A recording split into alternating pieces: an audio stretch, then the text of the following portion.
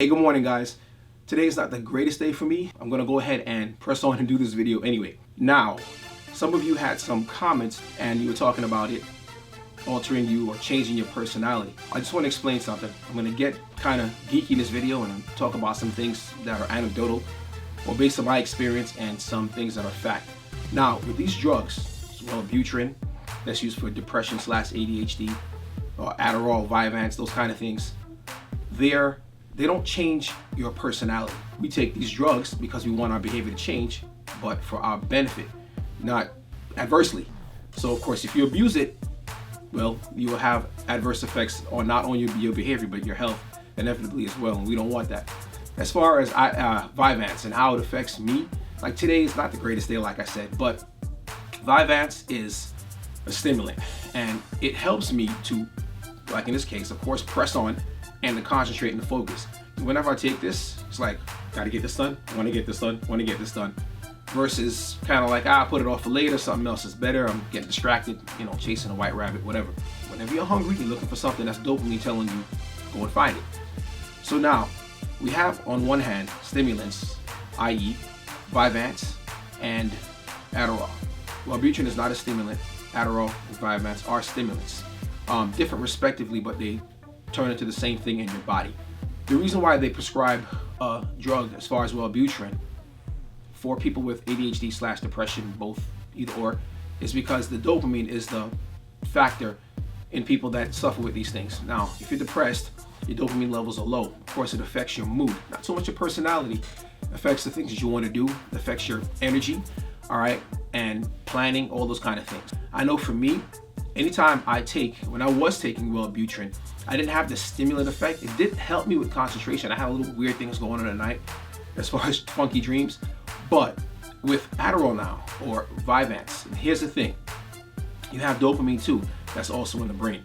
We all have dopamine in our brain at varying levels. And you have receptors, or neurons that transmit this neurotransmitter back and forth. All right, so it's almost like a game of catch. You have the one axon or neuron transmitting the dopamine, and the other neuron has to catch it. So it continues to throw it and has to catch it. Now, after any game of catch, you keep throwing these balls over me, I'm going to eventually drop one. It's just a matter of time. So now what starts to happen is that these balls or these neurotransmitters drop, and they have to be taken back up into the brain, and the brain takes them back up again. So when they're taken back up and the dopamine levels are low, there's nothing to toss, the mood goes down, or the concentration goes down as well. The ability or the desire to look, seek, plan, these things get changed and they get altered in the brain. Of course, our brain isn't as simple as a game of catch, but this is the best thing I can come up with on the fly. Now, when we're looking at these neurotransmitters, they're not recollected back up. That's why they're called a dopamine or norepinephrine dopamine reuptake inhibitor. That's what Vyvanse is. And the reason why I know, for me personally, I get that shakiness, that's the flight or fight response. That's what norepinephrine does.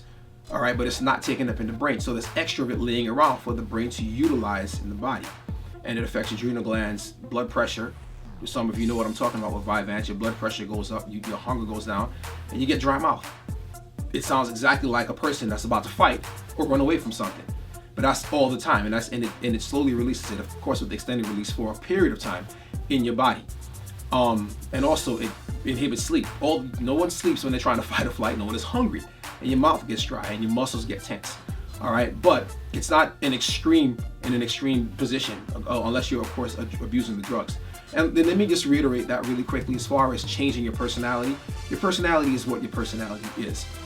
However, when you abuse drugs, they change your behavior for the worse. When you use them correctly, like we're trying to do, they help your behavior. They enhance certain things. Like me, I know today I'm kind of dealing with my own issues here, but I'm still going to press on and still going to do things that helps me to deal better with life. My personality hasn't changed. I'm still Chris. I'm still who I am.